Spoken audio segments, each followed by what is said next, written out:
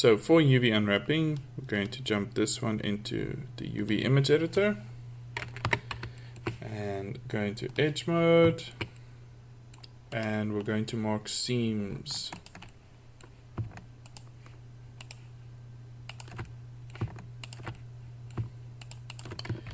Control E, let's mark a seam. That part we're going to mark as a seam. And we're going to do the same on the opposite side. Mark seam. I think let's leave that one out. Let's clear that one and mark one up there. Let's just do a quick unwrap test. That's pretty good. So that part over there is this top piece over here, and that would be this bottom piece over here. And obviously that's the two sides. Okay, but essentially we want these two pieces to be together on one texture, because there would be no need to actually have them as two separate textures. So let's select this part, shift select that, and hit Control J to join them. And then we can actually get to UV unwrapping this part. So now for an axe, we are going to have a seam running down the axe, but to eliminate the seam that the player will see, let's say if this is a first person model or even a third person model, you obviously want the seam to be on the part of the axe that will be seen the least. So that would be the front part over here, because obviously if the character is holding the axe, this back part will be exposed. So we're going to put a seam here. So just holding Alt and right clicking, we'll select the seam all the way to the bottom there. Hit mark seam, and then this circle over here, we're going to right click it, hit mark seam. Let's quickly unwrap and see what that looks like. Alright, that's pretty good, and there's our little circle over there. So let's just start making our islands a little bit better. A quick thing that we can do, because the axis basically will look the same on both sides here, unless you want to make some changes to it, we can essentially just mirror these two UV maps on both sides. Okay, one thing I just want to do, I noticed that that's a little bit broad, so I just want to scale that in to maybe get the axe to look a little bit. Does it look funny? No, that looks okay. Okay, so what we're going to do is go into face select mode, select that face, hit Control L. Because we marked off seams, to select everything within that UV island. Hold Shift, select on the opposite side, hit Control L again, and then you'll see both those sides are selected. Jump into the right view, U to UV unwrap, and let's say project from view. Now you'll see that if you select one and you try and move it around, you'll see that both that side and that side is reflected as one UV island inside the UV image editor, which is good. That's what we want. So let's just select this, and let's fix up all these others so that they kind of match up to sizes of this part over here. So let's select that one, rotate, scale it. Let's select both of them at the same time. Scale on the y-axis, scale them up a little bit. Select this, linked, let's move it off to the side and rotate it.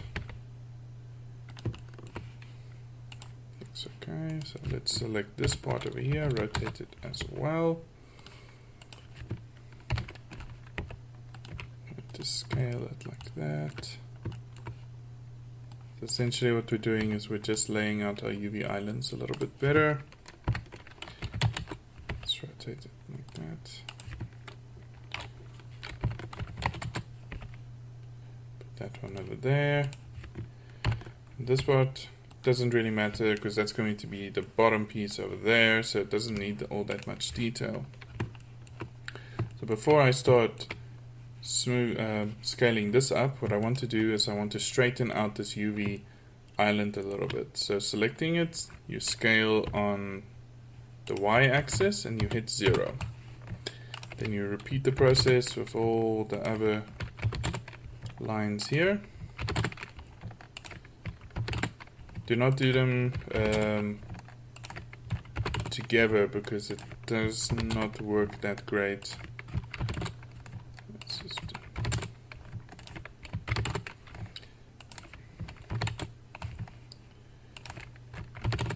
Alright, there we go. So that's kind of straightened out. Select it, scale it in a little bit, and then scale it on the y-axis. So it takes up quite a lot of UV space. And that's our UV map done. Now we're going to just quickly, let's create a new texture. 1024 by 1024 is fine. I'm going to select the color and set the alpha to 0. And then that is our UV island. We're going to save the image.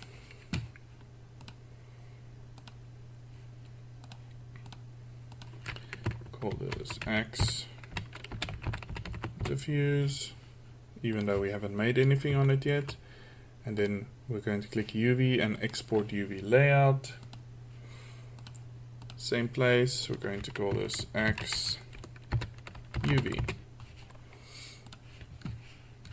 Alright, so we're going to jump into GIMP over here. Going to open the X UV. Let's open as a layer the X diffuse. That's just so you have two different layers. There's actually no real reason to use the X diffuse. We could have just worked off of the UV layer here. But alright, so let's go into our textures over here. And we're going to drag in, let's start with the wooden piece over here. Let's keep the orientation. You want to scale it down a little bit because it is quite large. Holding control mouse wheel will zoom you in and out.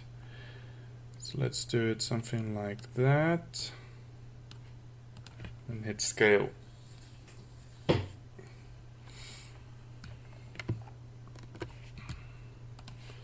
Right, let's just move the UV island to the top. That's not quite what we want, so let's just scale it a little bit again. So we want those to be quite large.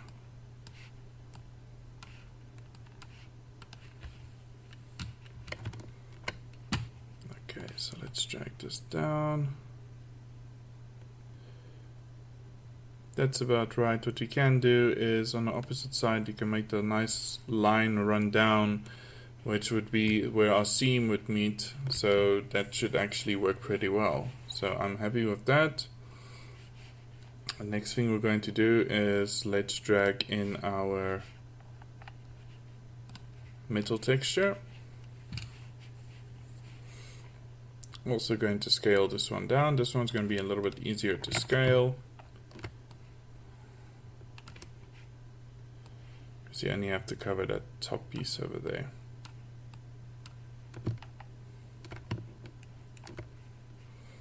And hit scale. Now you will see that that piece is a wooden piece, but we're going to fix that up in Blender. So for now this looks okay. So now you might be thinking to yourself as well, but a part of an axe is normally red. And that's right, because what we're going to do now is just click on that. We're going to hit colorize and we're going to set the hue to full. And there we go, we got our nice red texture. Going to just deselect the UV map and we're going to export this as the diffuse. I'm going to replace it. Jumping back into Blender, going to the materials tab, just tap to go into object mode. Going to hit new texture. Okay, let's hit open. And we're going to open the diffuse texture that we made. And there we go. This one we can also Just open the diffuse and jumping over into material mode. Hit Shift A, we're going to add a hemi light, and there we go. Our axe is starting to take shape. Okay, let me just rotate this upright. So rotate it 90 degrees so that we actually have it standing upright and we can see it a little bit better. Okay, this line does look a little bit bad. It actually does meet up pretty nicely, but we'll start fixing it now because we're going to start doing some texture painting. So what we're going to do now is we are just going to start smoothing out some areas that require us to fix up the texture. So let's go into texture paint.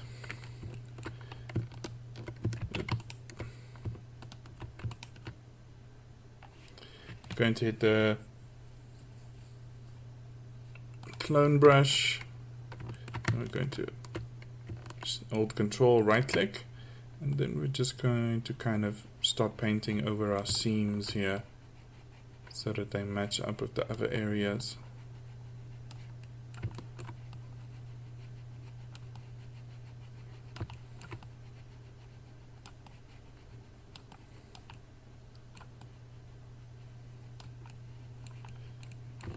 Okay, I'm going to do the same on this side.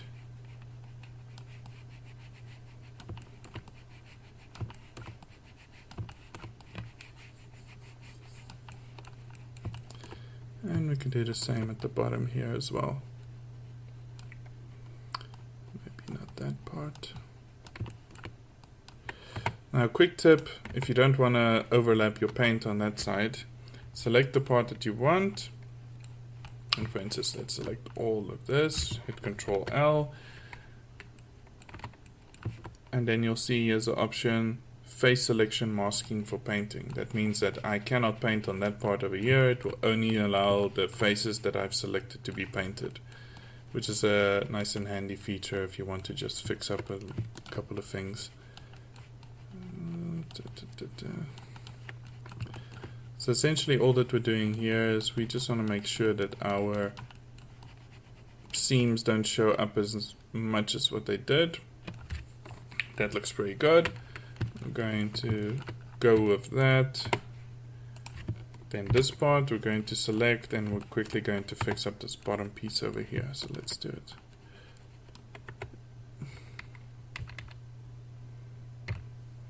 There we go. Doesn't really matter, you won't be seeing this bottom part just as long as it's roughly the same color. And then let's quickly fix up this seam as well. So let's do it from that angle over there.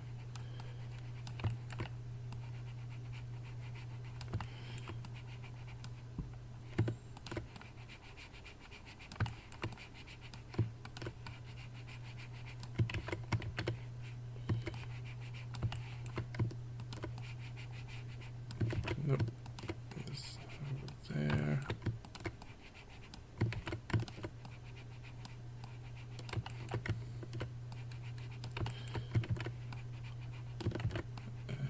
Just go straight down all the way.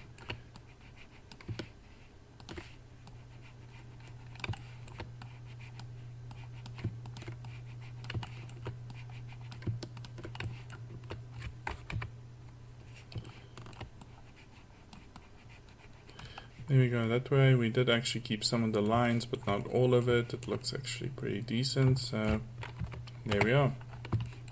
Alright, so good. Let's just pop back into texture mode, or texture paint mode. Let's select all these top parts here, and that one there. So we're going to do a little bit more with texture painting here, so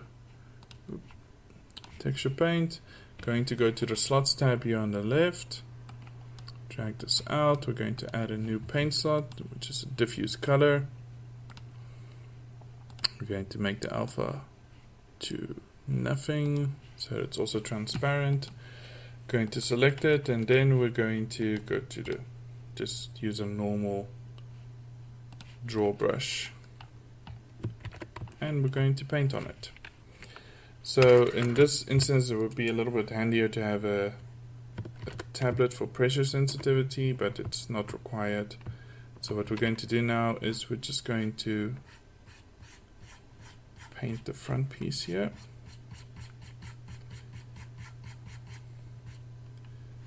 Let's do it to about there.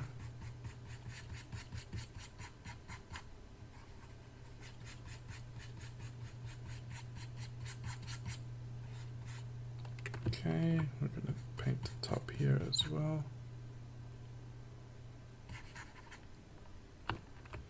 And the bottom piece over here as well.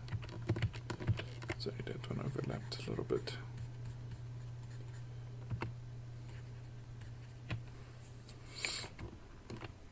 Okay, that looks okay. Zoom out here, and we're also going to do it to the back part over here.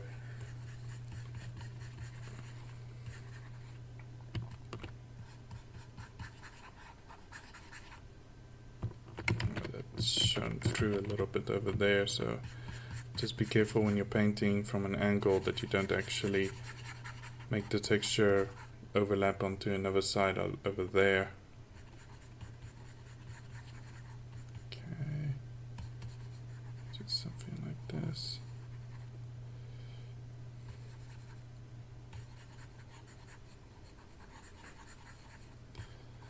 Okay, that part doesn't bother me too much now. We can fix it up. I'll show you how to do that.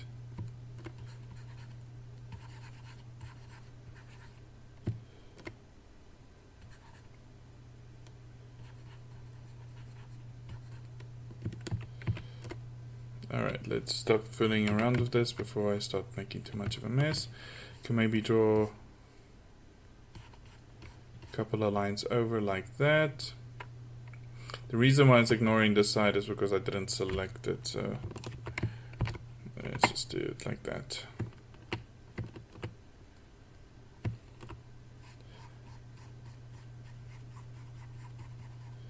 Want the sides to be light, and then maybe add a couple of more things up here. Maybe something up there because we have it overlapping.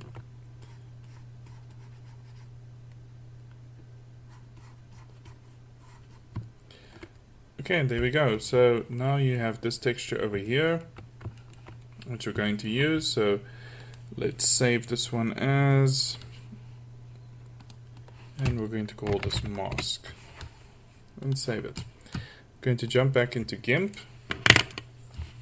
Now, because we exported this texture already, I'm going to open it up again, because if we use a mask, it will not properly center unless this layer doesn't have any other overlapping textures as it has over there. So let's just quickly open the diffuse again. You see it's like one clean texture. Oh wait, we first might have to jump into Blender and maybe just save this one out.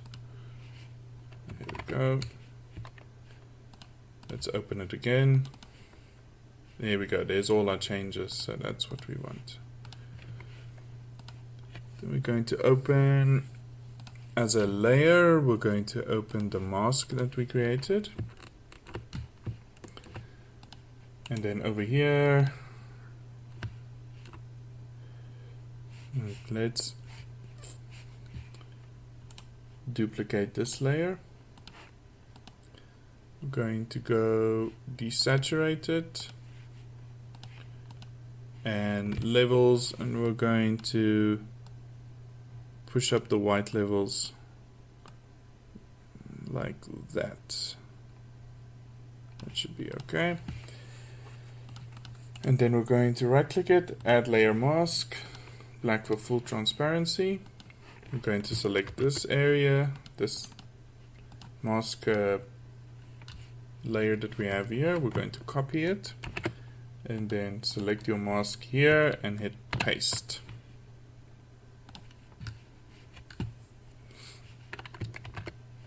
There we go.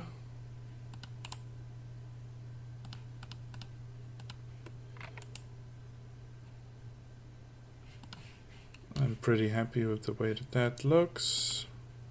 Going to export it back into Blender. We're just going to reload it and then see quickly what it looks like. So let's just refresh this texture. And in the slots tab, we're going to ignore that one, and that actually looks pretty good.